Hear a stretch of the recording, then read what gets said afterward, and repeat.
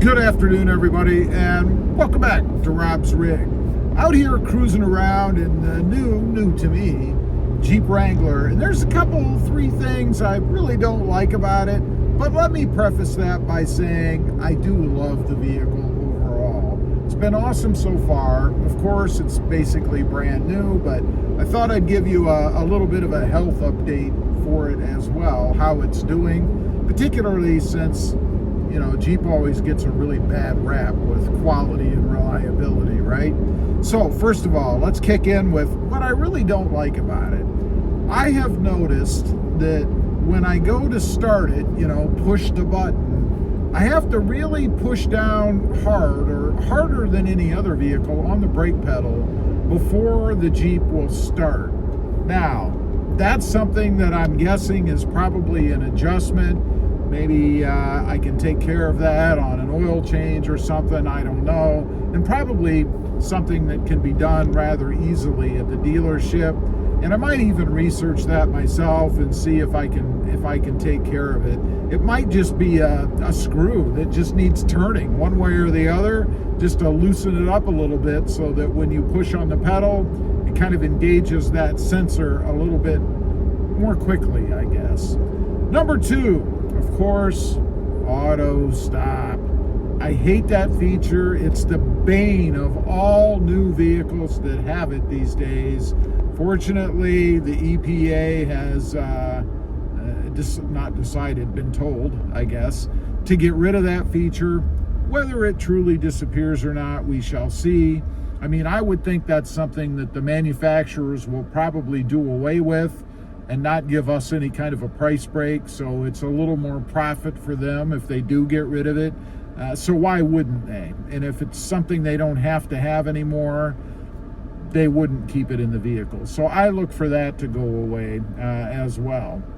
Now, the third thing, I guess, and this is really the way that the Jeep is set up, and those are the tires. It came with mud terrains on it, and I know some people have said, well, that's the trim you bought. Why did you buy a trim if it came with mud terrains? Well, that's pretty simple. I usually change out the wheels and tires anyway on every vehicle I buy, so this will be no exception. And then it's going to be perfect, I think. It'll have the ride that I want. It'll handle the way that I want without those deep tread mud terrains digging into everything. It's funny, there is a driveway, I guess, that I go over frequently, and it's made up of almost like cobblestones, or really it's like tiles, and the mud terrains grabbing is really profound on that driveway because, of course, there's a lot of seams where there's mortar or whatever in between the squares. And these tires really want to grab onto that. You always feel it. And it drives me nuts every time I drive on there because it feels like the Jeep is really fighting against itself just to even drive on that surface. Now, mud terrains do, of course, have their place. I mean, if you drive the Jeep as it was intended, I guess, off-road, you're going to want all that traction that you're going to get. If you live in an area that gets a lot of winter weather, snow, maybe even ice, you're going to want those tires to dig in. So they certainly have their place, but definitely not on the pavement as a daily driver, in my opinion. And I think that Jeep probably ought to give you the choice. When you go in and buy one, maybe there's an option to have an all-terrain versus a mud tire, and I'm sure they wouldn't have a problem switching those in and out with other vehicles because a lot of people like the mud terrains, even though I think most people probably really have no use for them, like me. And I do like the looks of them. I think they look the best on any off-road vehicle, but just not very practical or comfortable when it comes to driving. Now, let's talk about the health, the quality of this particular Jeep. First of all, let me say, from a quality standpoint, I think other than that little extra hard push on the brake pedal to start it, no issues whatsoever. Runs nice and smooth. It does lack when it comes to fuel economy, probably because we're hauling around those big-ass heavy mud terrains. But anyway, it does lack a bit in fuel economy. I've talked about that before, so I'm not going to dwell on it. But the current rating right now for me, computer calculated, is 14.3 miles per gallon average. It does not seem to be going up. I think that's probably where it's going to stay. Maybe there would be some improvement with age, I don't know. But we will be changing the tires, and I do expect that number to pop up quite a bit, probably. My foot might have something to do with it as well. As far as the fit and finish of this Jeep, man, I haven't found anything wrong with it. No little weird paint imperfections. No areas where trim work doesn't fit against other trim work pieces. You know, sometimes you'll see gapping that's off or different when you look down, say, the hood.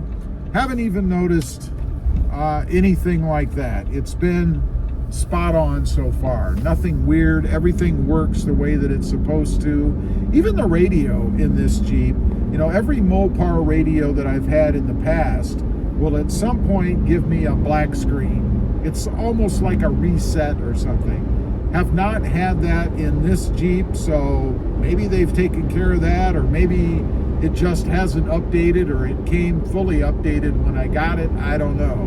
No issues like that whatsoever.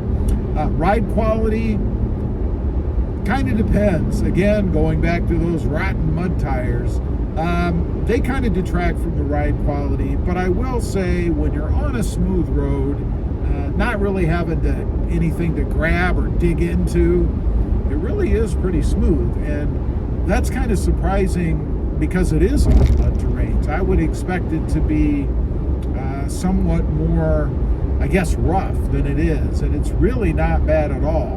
And I would say it's probably pretty close, if not better, than what the Jeep Gladiator was. And those were, or that rather, I was running all terrains on. So pretty darn good. Otherwise, it's been spot on. I would say, again, except for that gas pedal thing or brake pedal start thing, it's been perfect. No issues with it whatsoever. There goes that auto stop, by the way. And yeah, I know, I could push the button. Why should I have to? I could also install one of those in-between devices, the eliminators. But again, why should I have to do that, I guess? I think it should come with a, if it has to have auto stop, it probably should have come with something that I think allows you to have the default as off if that's what you choose to do. Anyway, just wanted to give you a bit of an update, let you guys know, I guess, how it's going, and so far pretty darn good. Thanks for watching. Stay safe out there. Bye.